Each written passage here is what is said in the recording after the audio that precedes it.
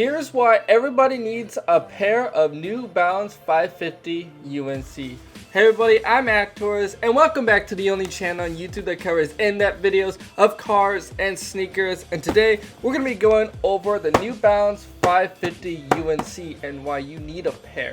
And before we unbox these sneakers, be sure to like and share for that YouTube algorithm, as well as subscribe. Any support would just be awesome. Now let's unbox these bad boys. First off, I always like to talk about the box. Nothing too special about the box here. It's just a normal 550 New Balance box, gray with the New Balance logo right on top. Flipping it around, lifting up that lid, removing that wrapping paper, and yo.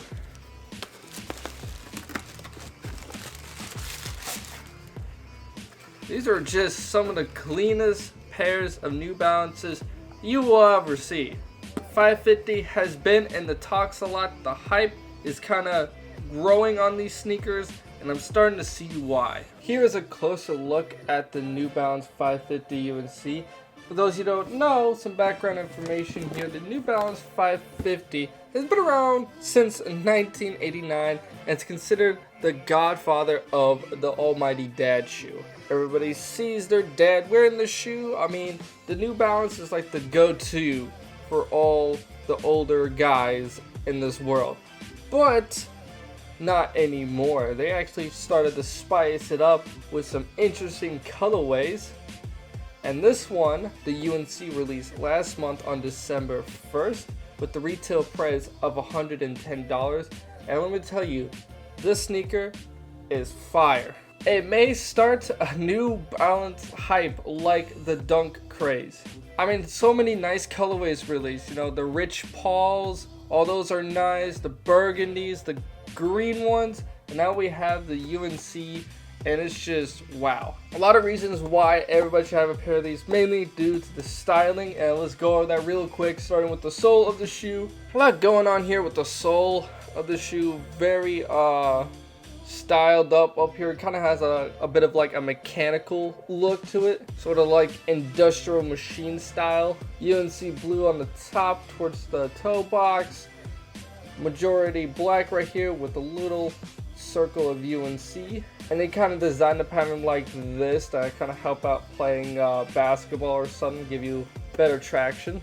New Balance logo on the bottom right here, surrounded by more UNC blue. Those will have a little text that reads out non-marking sole. There is a lot going on with the outsole. I love when sneakers over-design the outsole because it's a part of the shoe that you don't normally see a lot, but you know, it's nice to look at. So went up to the midsole of the sneaker. Classic 550 midsole going on here. Towards the back of the heel, we can kind of see the styling of the outsole kind of creep up on the midsole right there with some UNC blue. Majority of the sole is covered in this kind of cream white. Really nice, almost adds like a little bit of an aged look to the shoe. A couple of New Balance logos on the midsole, one right there with the NB, and just flat out New Balance right there towards the middle. More UNC blue creeping up the top around the toe box with some black creeping up on the midsole right here. The inner of the midsole is really different. It kind of indents a lot right there, and then kind of levels back up towards the heel and the front. For the uppers of the New Balance 550s, now this is why we're all here. Once again, classic design, but kind of spruced up for the modern age. As you can see, there's multiple layers of white leather with a UNC trim. Also, with some of the layers having perforated leather, so you kind of air out and breathe a little bit, and also adds a tad bit of styling to the sneaker. Top middle has a big New Balance, and right there also done in UNC blue, really sticks out. Swooping further up, we have another logo for 550, all done in UNC blue. The mudguard is something really interesting to look at. It kind of covers a little bit of the toe box as well, and it's not like consistent, it kind of jags everywhere.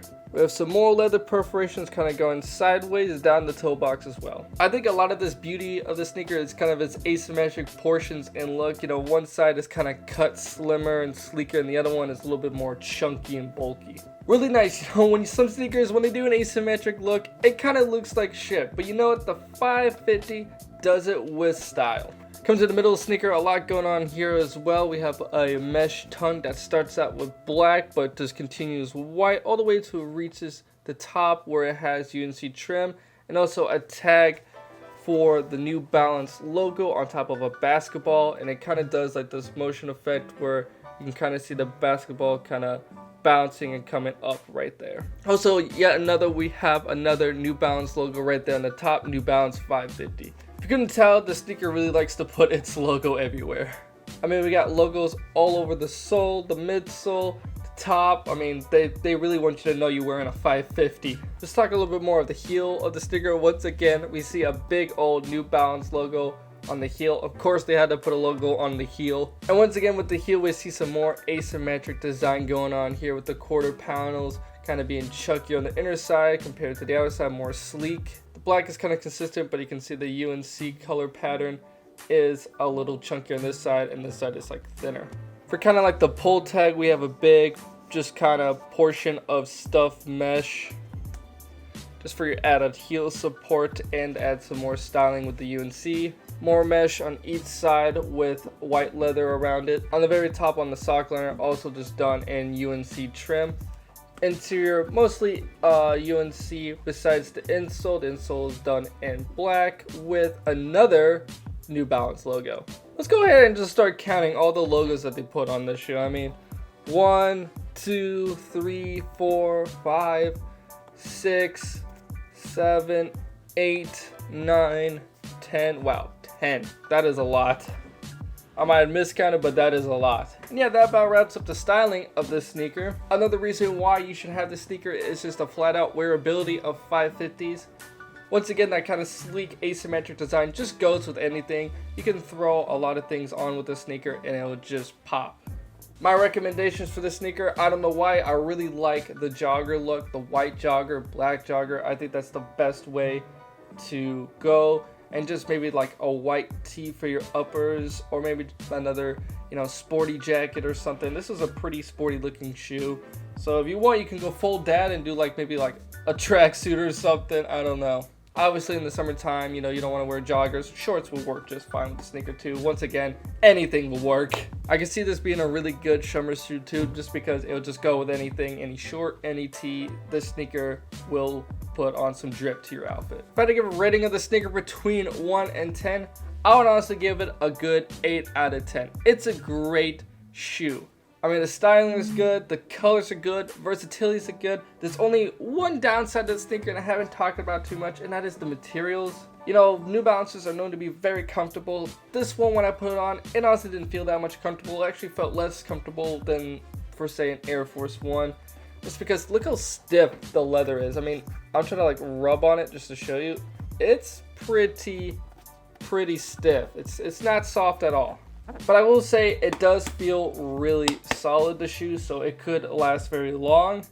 But in terms of comfortability and the leather quality, it's not really doing it for me. But in exchange, you might get a lot of longevity out of these sneakers, because I can definitely see these sneakers taking a massive beating and still looking dope. And for the retail price of $110, it is pretty good for that value. Even for the resale prices right now, they're going for about mid $100 to low $200 range, and I think that is still a steal for these sneakers. Just because if you want a nice UNC styled sneaker, you're gonna have to be paying a lot more for that. I mean, the UNC ones, the One Lows, the Dunks, all those sneakers are going for absolutely insane prices.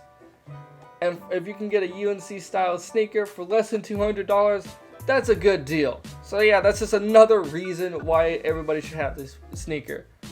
Great value, good durability, great styling, just goes with everything. I mean, I can really go on, but this is a nice sneaker. Everybody should have it. So last, I'd like to talk about the future of the sneaker, where the sneaker is heading, and it's got nowhere to go but up. I can really start seeing these things uptrending, definitely during the summertime. Spring rolls around, people are going to want some new sneakers for that time, and they're going to be looking for this one. It's new, it's dope, it's unique. It's not really unique because it's been around since 1989, but it's starting to come up again, and people want something different. So I would grab a pair now before resale prices just go way over $200. probably close to $300 maybe by the end of this year if the sneakers don't restock and kind of, you know, remain with low stock. I mean, New Balance might just pull a Yeezy and just keep restocking the sneaker, which might make the resale value just skyrocket down, but we'll see. But yeah, New Balance UNC 550. Grab a pair. Why not? So the New Balance 550 UNC. What'd you guys think about it?